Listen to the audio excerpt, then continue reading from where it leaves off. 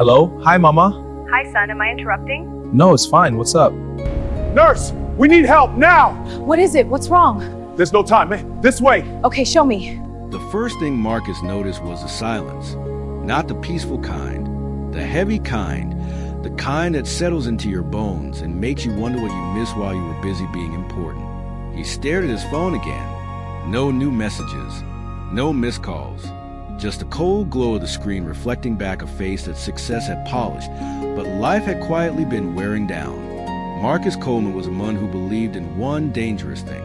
There's always time later. And for most of his life, he had been right. Marcus didn't come from comfort. He came from a cramped apartment in South Side Chicago, where the heat worked when it felt like it, and the fridge was more hopeful than full. His mother used to say, "Baby, don't chase money so hard you lose the moments that matter." Marcus would just smile, because in his mind, moments didn't pay bills. By 35, he had built what most people only dream about, a thriving logistics company, a glass-walled office downtown, a black-on-black luxury car that turned heads at every light. From the outside, Marcus Coleman had won. But success has a quiet side effect no one talks about. It starts asking for your time. And if you're not careful, it takes all of it. The phone buzzed on his desk. Mama flashed across the screen. Marcus sighed, eyes still glued to the contract in front of him. "Not now," he muttered. He tapped decline. 30 seconds later, she texted, "Call me when you get a minute, baby." Marcus smiled faintly. He always loved that she still called him baby. He typed back quickly, "Big meeting today. I'll call tonight." He meant it. At least he thought he did. That night turned into another meeting, then a client dinner, then a late flight, then exhaustion. By the time Marcus finally remembered, it was 3 days later. He sat in his penthouse kitchen, staring at the untouched number in his call log. A small knot formed in his chest. But Marcus did what successful, busy people often do when discomfort shows up. "I'll call her tomorrow," he said out loud. Because in Marcus's world, there was always tomorrow. Across town, in a small, neatly kept house filled with family photos and quiet prayers, Miss Evelyn Coleman sat in her favorite chair by the window. Her phone rested gently in her lap. Still, waiting. She wasn't angry. Mothers like Evelyn rarely are. She just whispered softly to the empty room, "I know you're busy, baby. I know." But something in her voice carried a weight Marcus couldn't hear from his glass office towers and first-class flights. Something fragile, something tired, something running out. A week later, Marcus's younger sister, Renee, called him. Her voice was tight, too tight. "Have you talked to Mama?" she asked. Marcus leaned back in his leather chair. "Not yet." Bin slammed. "Why?" There was a pause. The kind of pause that should make a moan sit up straight. But Marcus didn't. Because Marcus still believed the same lie many successful people believe, Renee finally said quietly, "Marcus, you might want to call her sooner rather than later."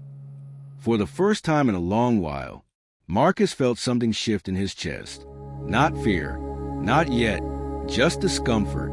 And still, he glanced at the time. Another meeting in 5 minutes. Another deal on the table. Another reason to wait. He picked up his phone, hovered over her name, then slowly set it back down. "I'll call her tonight," he whispered. But life has a rule most people learn too late. Marcus didn't know why his chest felt tight. It wasn't like him to feel uneasy over something so small. He had declined calls before, missed family dinners, postponed visits. That was the price of building something big, right? Still, Renee's voice from earlier wouldn't leave his head. "Marcus, you might want to call her sooner rather than later." He rubbed his temples and finally picked up his phone. 8 missed calls, all from Mama. For the first time in years, Marcus's confidence cracked. He pressed the call button quickly. The phone rang. Once, twice, 3 times. Then, not Mama's voice. A stranger. "Hello?" Marcus straightened in his chair. Yes, I'm trying to reach Evelyn Coleman. This is her son." There was a pause on the other end, the kind that makes your stomach drop before your mind understands why. Then the woman spoke gently. Sir, your mother was taken to Mercy General about an hour ago. Everything inside Marcus went still. What do you mean taken? Marcus asked, his voice suddenly dry. She collapsed at home. Your sister is here with her now. The world around him, the glass office, the city view, the $1 million contracts, all of it suddenly felt very small. Very far away, Marcus was already grabbing his keys, already standing, already too late to move as fast as his heart suddenly wanted to. Meanwhile, at the hospital, Renee sat quietly in the stiff hospital chair, her foot bouncing with nervous energy. Their mother looked smaller in the hospital bed, smaller than Marcus would have remembered. Machines hummed softly, steady, unforgiving. Renee whispered gently, holding their mother's hand. He's coming, Ma, he's on his way. Miss Evelyn's eyes fluttered slightly. Her voice was barely above a breath. My busy boy. Not angry, not bitter, just tired. Marcus had never driven this fast in his life. Red lights blurred, horns sounded. None of it mattered, because for the first time, the man who always believed in tomorrow was racing against today. His mind replayed everything he had said over the years. I'll come next week, Mama. Things are just busy right now. We've got time. His grip tightened on the steering wheel, because deep down, Marcus was starting to understand something most people learn too late. Time doesn't send reminders. As Marcus pulled into the hospital parking lot, his phone buzzed again. Renee. He answered instantly. Her voice was quiet, too quiet. Marcus, where are you? I'm here. I just parked. I'm coming up. There was a long pause. Then she whispered, just hurry. Marcus broke into a run. Down the hallway, past the nurse's station, heart pounding louder with every step, because somewhere deep inside, a terrifying thought had finally caught up with him. What if tomorrow had already run out? Marcus had never run this fast in his life. Not when he closed his first $1 million deal. Not when he chased his biggest contract. Not even when success was slipping through his fingers years ago. But this was different. His shoes pounded against the hospital floor, each step echoing louder than the last. Because now, for the first time, Marcus wasn't chasing money. He was chasing a moment he prayed hadn't already passed him by. The elevator ride was unbearable. Too slow, too quiet, too final. Marcus stared at the glowing floor numbers as his chest tightened with every second. Ding. The doors opened. Renee was already standing in the hallway. The moment Marcus saw her face, his heart dropped. Her eyes were red, not just worried, cried out red. Renee, he breathed. She didn't yell, didn't accuse him, didn't even frown. And somehow, that hurt worse. She's been asking for you, Renee said softly. Those words hit Marcus harder than any insult ever could. Inside the room, Marcus pushed the hospital door open slowly, carefully, like moving too fast might break something fragile in the air. And then he saw her, Mama, Miss Evelyn Coleman. She looked smaller. So much smaller than the woman who used to fill every room with warmth and prayer and Sunday morning gospel music. Machines hummed steadily beside her. Beat, beat, beat. Each sound was calm, measured, unforgiving. Marcus stepped closer to the bed, his throat suddenly tight. Mama. Her eyes fluttered, slow, heavy, but when they finally opened and found his face, she smiled. A weak, tired, beautiful smile. There my busy boy is. Marcus felt something inside his chest crack wide open. Not because she was angry, not because she blamed him, but because she didn't. He pulled the chair closer and sat down quickly, gently taking her frail hand into his.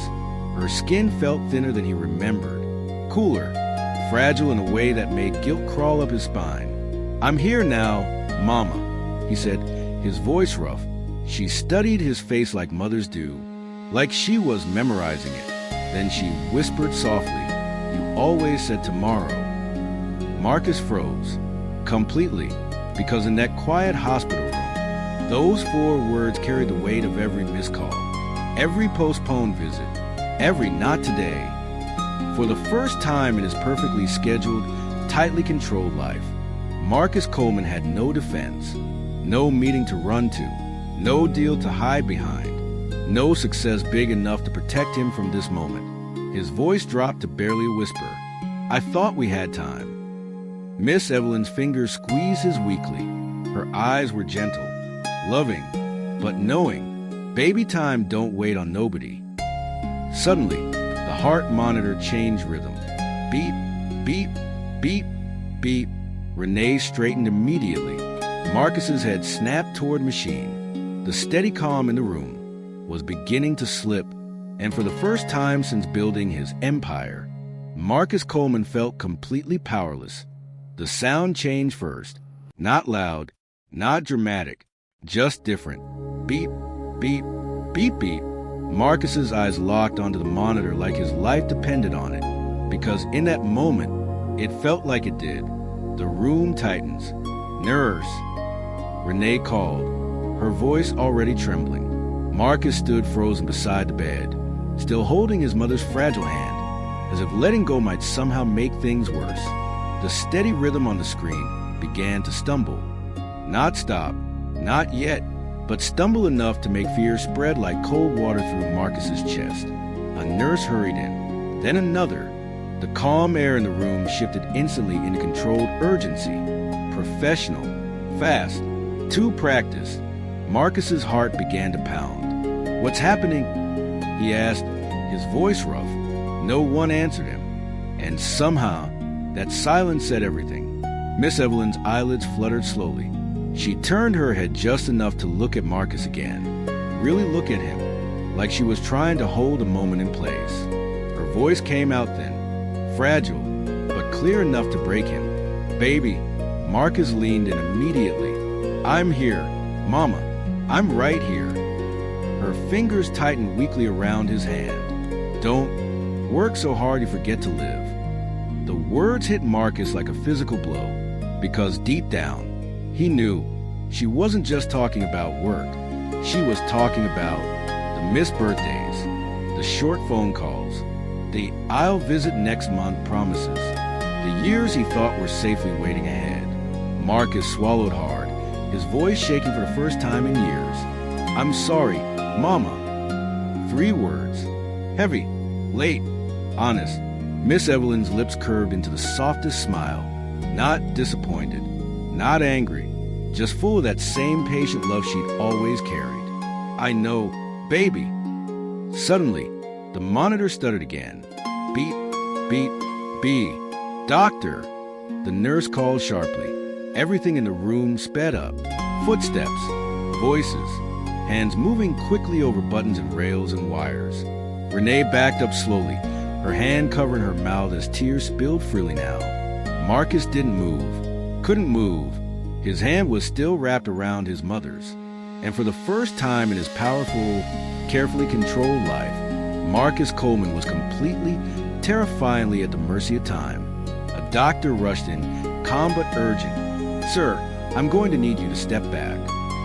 Marcus didn't respond, didn't breathe, didn't blink, because somewhere deep inside, he finally understood the truth his mother had been living with all along. Tomorrow is never promised. "Sir, I need you to step back." The doctor's voice was firm now, not unkind, but final. Marcus didn't move. His fingers were still wrapped tightly around his mother's hand, like he could anchor her to the world by sheer will alone. "I'm not leaving her," Marcus whispered, his voice breaking. For the first time in decades, Marcus Coleman sounded like a little boy. The monitor screamed, not the calm beeps from before. A sharp, piercing tone that sliced through the room. Renee gasped behind him, her hand still clamped over her mouth as tears streamed freely down her face. "Nurse, prepare," the doctor began. But Marcus wasn't hearing instructions anymore. He was staring at his mother's face, at the woman who had prayed over him, fed him when she had almost nothing, believed in him before the world knew his name. And now she looked like she was slipping somewhere he couldn't follow. Miss Evelyn's eyes fluttered weakly. For a brief second, they found Marcus again. Barely open, barely there, but still full of love. Her lips moved softly. Marcus leaned in fast, desperate to catch the words. Love you, my busy boy. Something inside Marcus shattered completely. I love you too, Mama. He choked, tears finally breaking free down his face. Too late. The thought hit him like a freight train. Too late to call sooner. Too late to visit more. Too late to give back the time she had quietly given him his whole life. The monitor flattened. One long, unforgiving sound filled the room. Renee's knees nearly buckled. Marcus froze. Completely. Utterly. Still. The doctor moved quickly, checking, watching, waiting. Then slowly, gently, he looked up and gave the smallest shake of his head. It was the quiet that broke Marcus. Not the machines, not the doctor's words, not even Renee's soft sob behind him. It was the silence where his mother's breathing used to be.